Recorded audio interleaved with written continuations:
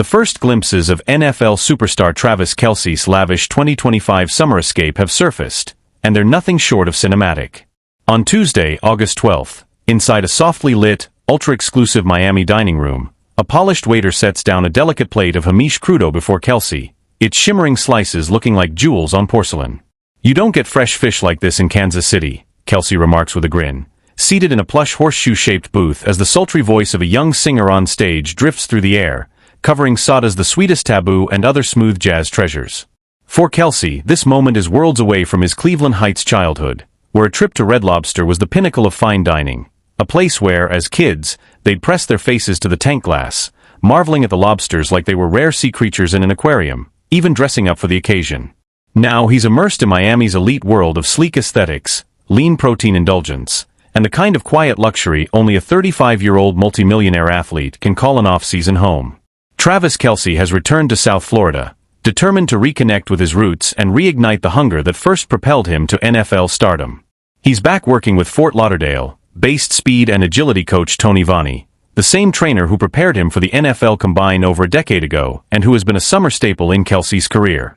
After shifting his off-season base to Los Angeles a few years back to explore a blossoming second career in film and television, Kelce took a brief break from these Florida sessions. But now, after last season's crushing Super Bowl defeat, he's come east again, not for the sun or the beaches, but to regroup, refocus, and chase the only thing he says matters: win a Super Bowl. That's the goal. It's every goal. Nearly 4 months have passed since that loss, and the sting still fuels him. Kelce admits that his focus might have wavered slightly while diving into acting and entertainment opportunities. "I'm not saying I shouldn't have done it," he explains, "but I take so much pride in how I work that I never want the product to fall short. And honestly, the last 2 years haven't been to my standard. This season, that standard is non-negotiable."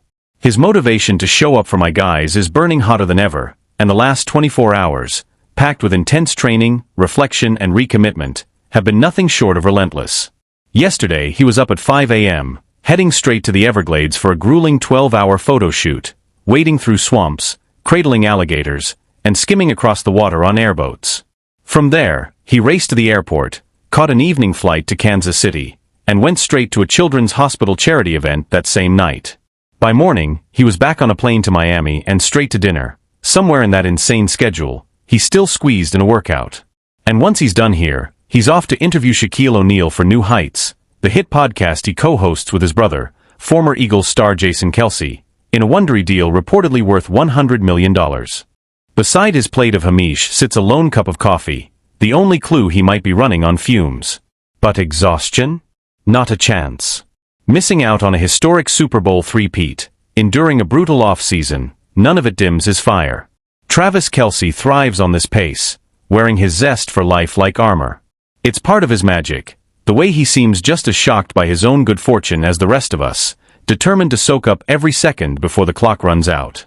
These days, he radiates pure, unfiltered joy, squint-smiling through his longer hair and the paparazzi glare, whether he's out for dinner or cheering at a Stanley Cup game with Taylor Swift by his side. And honestly, sulking has never been his style. "I just love being the happiest guy in the world all the time," he says with an easy grin, like it's the most natural thing in the world for him, and maybe, just maybe, it is.